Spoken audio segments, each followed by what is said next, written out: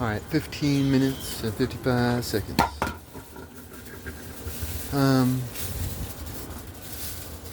you know, one of the things I've always liked about me is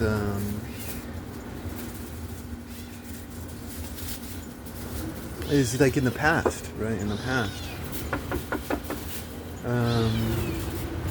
you were not hungry. I just fed you 2 hours ago, little brat. I've always been pretty hardy, and I like it, and it's not easy for me. It's like my I'm a worrier, not a warrior. I'm a worrier.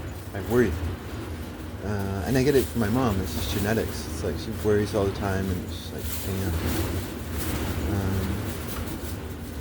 It's annoying in me and in her, but like sometimes I'm just sitting there and I just worry, and I'm like, why the fuck am I worried? There's no reason to fucking be worried,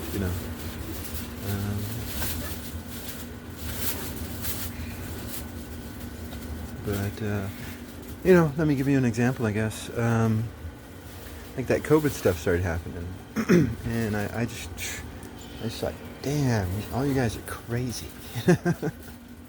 And it's like, the modern psychologists who have been used in the past to justify genocide, but modern psychologists, they'll say that, oh, if you think everyone's crazy, then no, you're crazy. And it's like, no. It's like sometimes, everyone else is crazy and not you. Like, shit.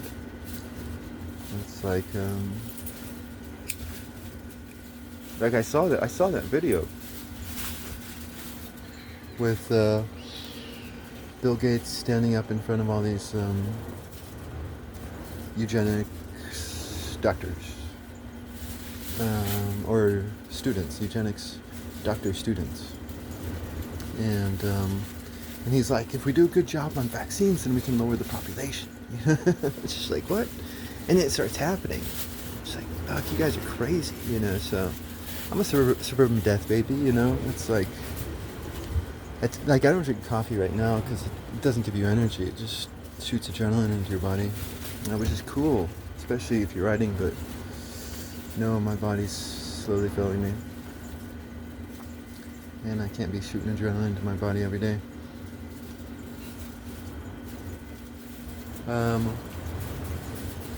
But it's like at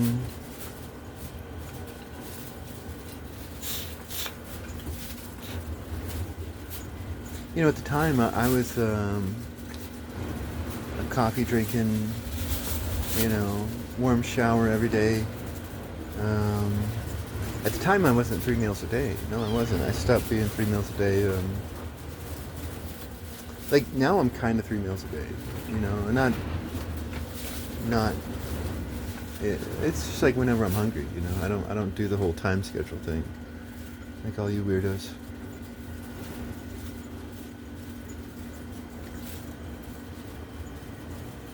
And again, I grew up in the suburbs, so I have no idea how to hunt a deer or trap some squirrel. Like, there were so many squirrels out there, and there's this beetle that just went through these mountains of San Juan and killed all these trees within a certain altitude. And you had all these, no, I think they were chipmunks. I think they were not squirrels. They were chipmunks, and they were constantly angry and yelling at me. And I'm like, damn, chipmunks are angry. But then I thought about it, and I'm like, damn, this is kind of a dead forest right here. Well, it's partly dead, because only one of the types of trees in the area died, but a lot of them did, and there's all these dead trees. They're hanging, and a lot of dead trees on the ground.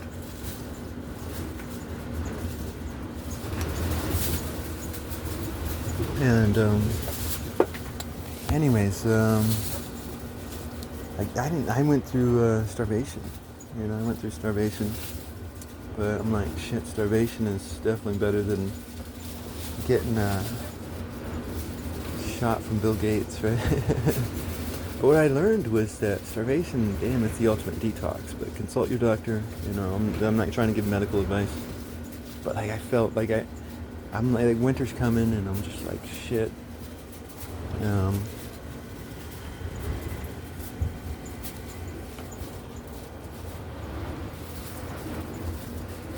um, I'm gonna die out here in winter. Like I'm still kind of living right now, but I'm getting to the point where I'm gonna die. Um, so I hit the streets, and I'm on the streets, and I was just like, I started eating again, and once I started eating again, I just felt like so amazing, and like there was a really big health boost after I went through some starvation. And I was taking in one meal a day and some vitamins, you know. It's like then I hit the streets, and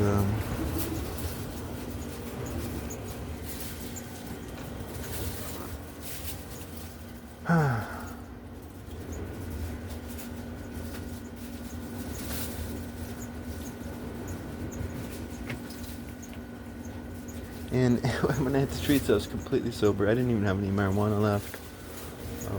But I felt just so fucking healthy and awesome. I was probably 180, 190, now I'm 130 nothing because of all this tobacco. One time I rated myself, I swear I was like 120, I don't know. But,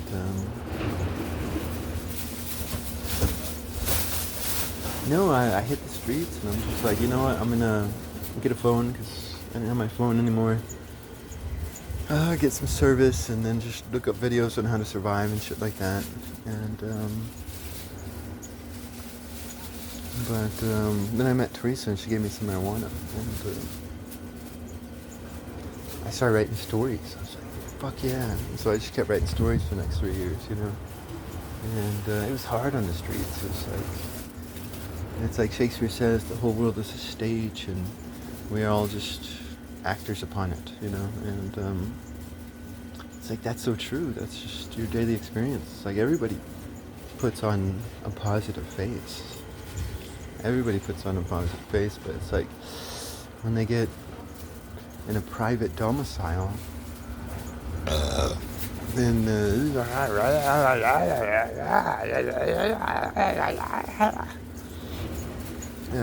but I hit the streets, and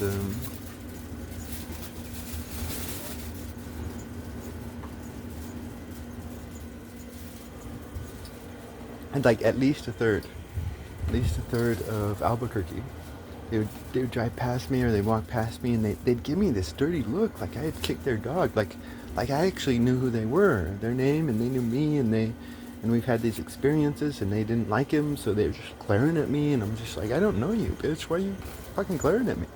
At least a third, man.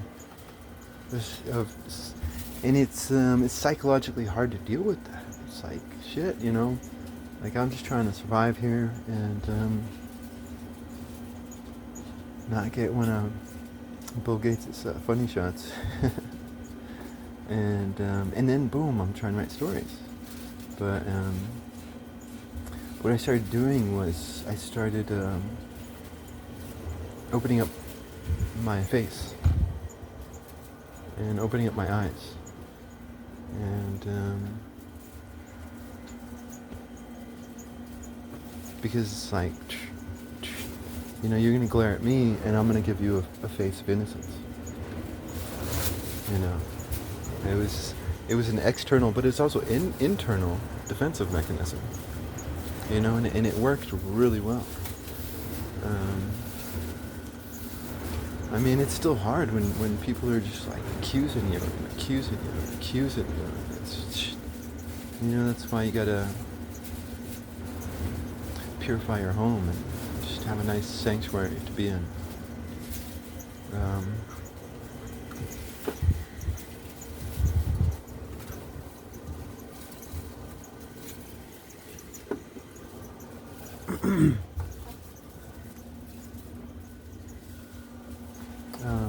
And then I started learning about Moses, right? And it's like one time I was learning that snake in ancient Hebrew also means accuser, right? And that's what toxic people do, they accuse.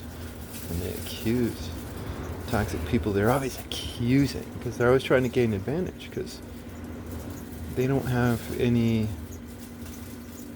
impetus of their own, and so the only way they can acquire anything, material or social, is through like all this toxic drama.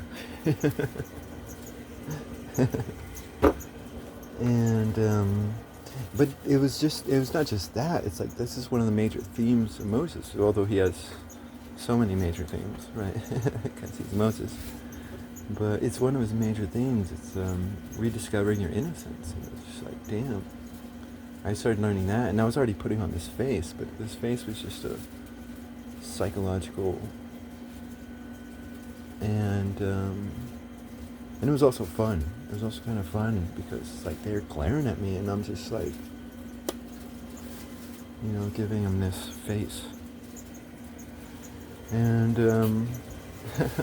but it eventually became me. It's like, damn, but it's still hard. It's still fucking hard. It's just like, I feel like Ezekiel sometimes. It's like, damn, get away from me, Jezebel, bitch.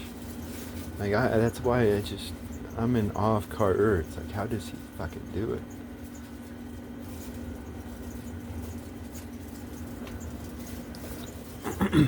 Anyways, it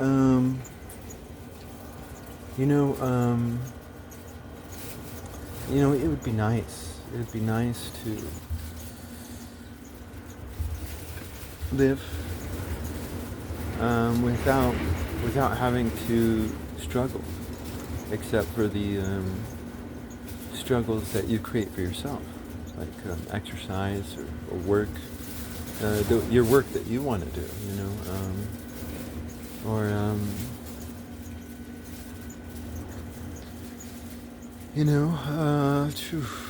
it'd be nice to live in a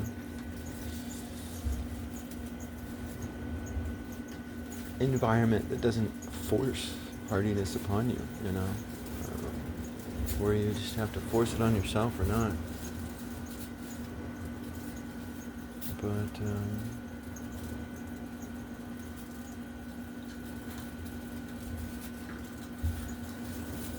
But that was interesting. In the Book of Enoch, there were these angels, and they were like being punished because they did something bad. And it was like, no. Like, I don't think struggle is gonna end when we die and when we get into so-called heaven.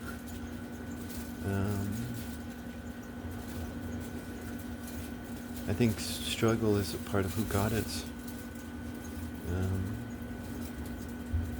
But to struggle all the time because the world is dead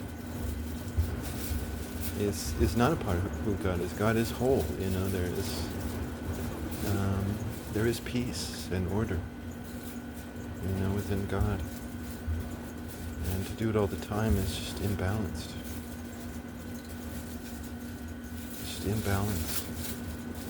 It's like you gotta find a sanctuary somewhere.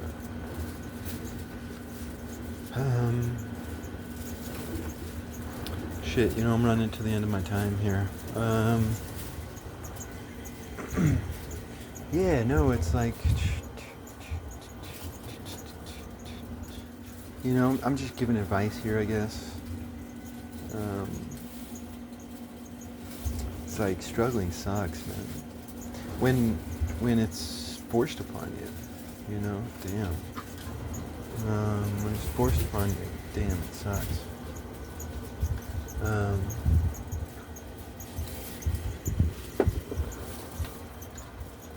But you can always learn something from it, I think.